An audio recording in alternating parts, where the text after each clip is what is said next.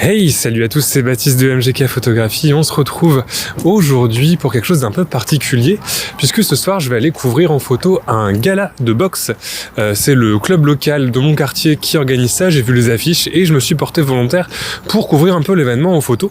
notamment en argentique. Donc j'emporte avec moi plein de matos parce que je sais pas trop à quoi m'attendre. Donc je prends mon moyen format qui est chargé avec de la Lomo 800. J'ai plusieurs focales, dont un grand angle, une focale standard et un téléobjectif, pour avoir un petit peu toutes les situations. J'emporte aussi mon Canon A1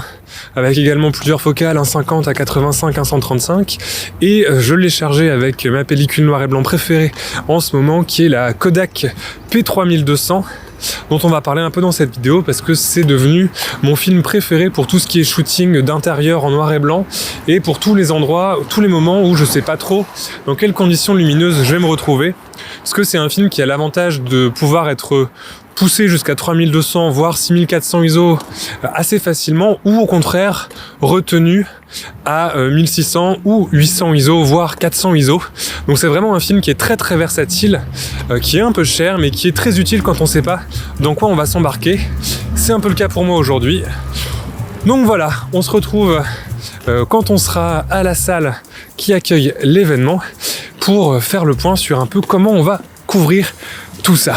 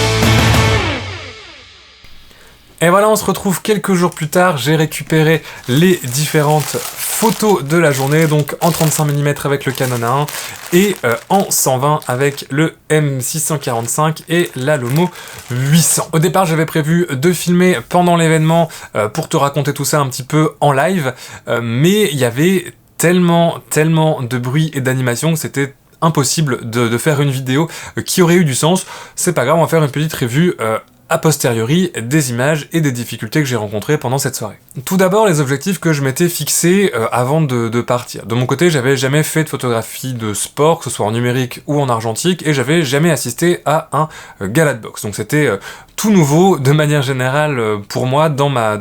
prise de vue photographique. Ce que j'avais imaginé, c'est que j'ai malgré tout des images en tête quand on parle de photos de boxe, alors que ce soit comme des films de Rocky ou de Million Dollar Baby, ou des images de presse comme voilà les combats de Mohamed Ali ou des choses comme ça. J'ai vu dans mon imaginaire certaines images de combats de boxe et forcément ça nourrit un petit peu le projet que je voulais avoir. Pour ce qui est des photos en couleur, je voulais vraiment un rendu assez saturé, assez punchy, c'est pour ça que j'avais choisi la Lomo 800, et puis aussi parce que c'est un des films les plus rapides qu'on peut avoir en couleur aujourd'hui, c'est un film qui coûte pas très cher, donc si je ratais toutes les photos, c'était pas trop gênant, et j'ai bien fait parce que malgré tout 800 ISO c'était vraiment très limite dès que le jour a commencé à tomber. À l'intérieur du gymnase il a fait vite très sombre et c'est devenu très limite, et malgré tout sur mon rouleau de 120 j'ai énormément d'images qui sont floues, je dois avoir 3 ou 4 photos qui sont réellement nettes sur l'ensemble du rouleau des 15 images, donc ça c'était un petit peu la déception.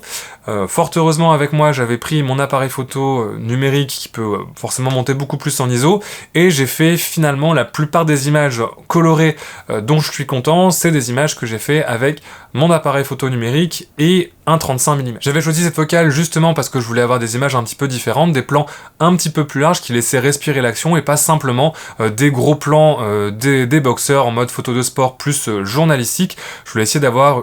l'ambiance globalement du combat et de la salle et pas uniquement les attitudes et les expressions des boxeurs. En termes de traitement numérique, j'ai vraiment été sur des couleurs plus saturé, vraiment punchy, presque un côté diapo en fait, où je voulais retrouver un petit peu la vibrance des couleurs, des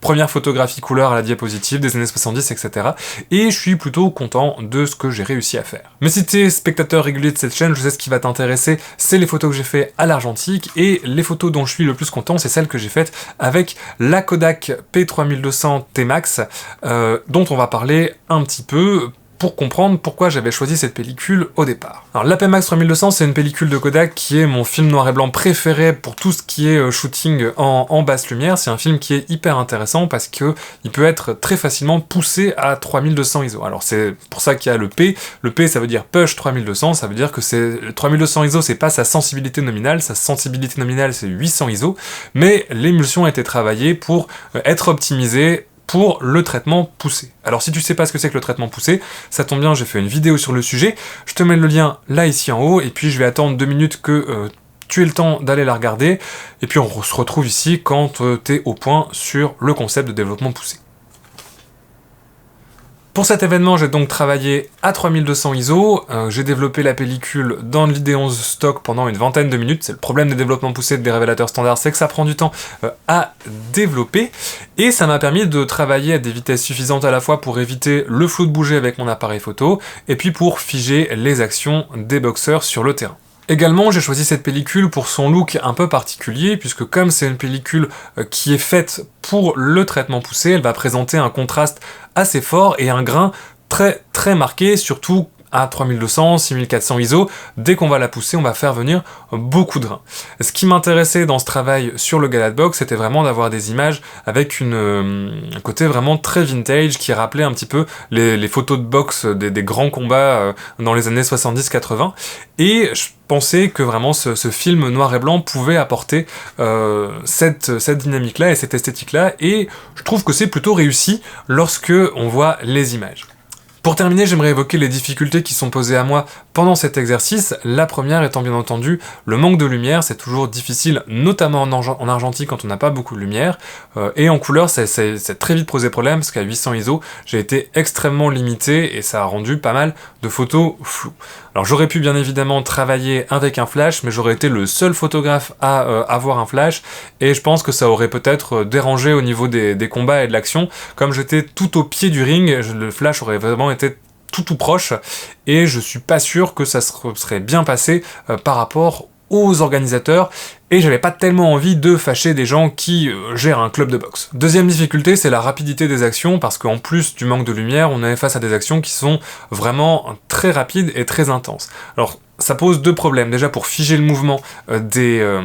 boxeurs qui étaient sur le ring, mais aussi pour choisir quand déclencher, puisque il faut vraiment avoir l'œil fixé au viseur, suivre le combat presque à travers le viseur de l'appareil photo, tout en ajustant sa mise au point. Là je travaillais avec un Canon A1, donc j'avais pas d'autofocus, j'étais vraiment en mise au point manuelle, et c'était un exercice qui était assez compliqué, et honnêtement je suis assez surpris du nombre de photos nettes que j'ai eu en 35 mm, notamment en travaillant sur les prises de vue un peu plus rapprochées que j'ai fait au 85 mm. Donc ça veut dire que, bon, ça va, le Canon A1 je maîtrise pas mal, et que ça conforte mon idée que il faut avoir une certaine habitude de la mise au point manuelle et de son matériel, voire bien dans son viseur, pour pouvoir éviter d'avoir des flous de mise au point, parce que c'était vraiment pas facile de suivre le combat, de suivre les combattants tout en adaptant la mise au point au fur et à mesure de l'action. Bien évidemment, tu peux partir avec un appareil photo avec autofocus, mais c'est vrai que les réflexes autofocus en argentique en général, dès qu'on est en basse lumière, ça va être un petit peu difficile et on n'a pas forcément de télémètre après pour s'aider dans la mise au point manuelle. De mon côté, j'ai préféré prendre directement un appareil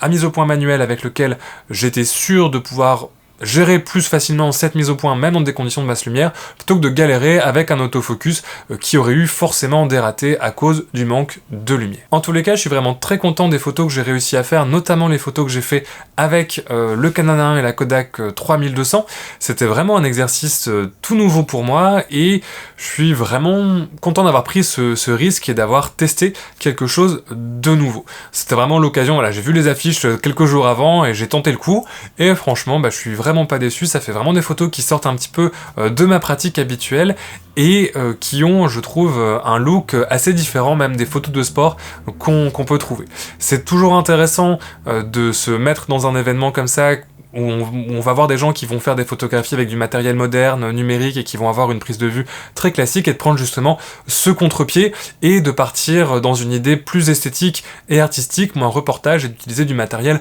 un peu ancien, pour avoir comme ça un rendu très différent, et qui peut facilement se démarquer du travail d'autres photographes. J'espère en tout cas que cette petite vidéo, récit, nouvelle expérience, revue de pellicule, c'était un petit peu tout ça à la fois. Dans tous les cas, j'espère que ça t'aura plu, n'hésite pas à me dire ce que t'en as pensé dans les commentaires, tu peux également laisser un petit pouce bleu si ça t'a plu. Si tu me découvres avec cette vidéo, tu peux t'abonner à la chaîne, et dans la description, tu trouveras le lien vers mes réseaux sociaux, vers le site de Box Argentique, qui est un projet de box photo pour les photographes argentiques que j'anime, ainsi que le lien vers la boutique de la chaîne, où tu peux acheter différents produits, et notamment des tirages photos des images que tu vois sur mon Instagram ou dans ces vidéos sur la chaîne. De mon côté, je te dis à la prochaine et d'ici là, bonne photo!